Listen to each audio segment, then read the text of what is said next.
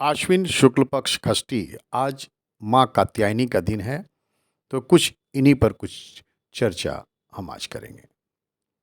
नवरात्रि में छठे दिन माँ कात्यायनी की पूजा तो की जाती ही है। उनकी उपासना और आराधना से भक्तों को बड़ी आसानी से अर्थ, धर्म, काम और मोक्ष चारों फलों की प्राप्ति होती है।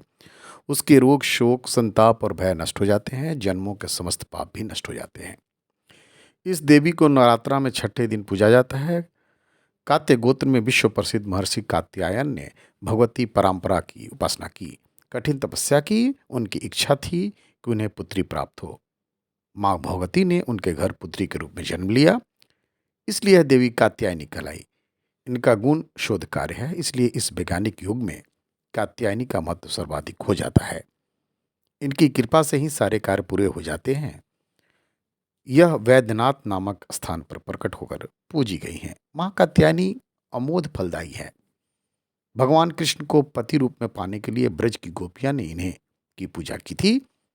यह पूजा कालिंदी यमुना के तट पर की गई थी, इसलिए यह ब्रजमंडल की अधिष्ठात्री देवी के रूप में भी प्रतिष्ठित है। इनका स्वरूप अत्यंत भव्य और दिव्य है। यह स्वर्ण के समान चमकीली है और भास्कर है। इनकी चार भुजाएं हैं। दाईं तरफ का ऊपर वाला हाथ अभय मुद्रा में है तथा नीचे वाला हाथ वर मुद्रा में। माँ के बाईं तरफ के ऊपर वाले हाथ में तलवार और नीचे वाले हाथ में कमल का फूल सुशोभित है। इनका वाहन भी सिंह है।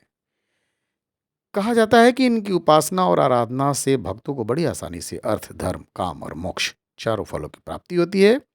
उसके रोग, शोक, संताप और भय नष्ट हो जाते हैं। जन्मों के समस्त पाप भी नष्ट हो जाते हैं। इसलिए कहा जाता है कि इस देवी की उपासना करने से परम पद की प्राप्ति होती है। या देवी सर्वभूतेषु माँ कात्यायनी रूपेण संस्थिता। नमस्तस्यै, नमस्तस्यै, नमस्तस्यै, नमो नमः। आपका दिन शुभ हो। इन्हीं आशाओं के साथ नमस्कार।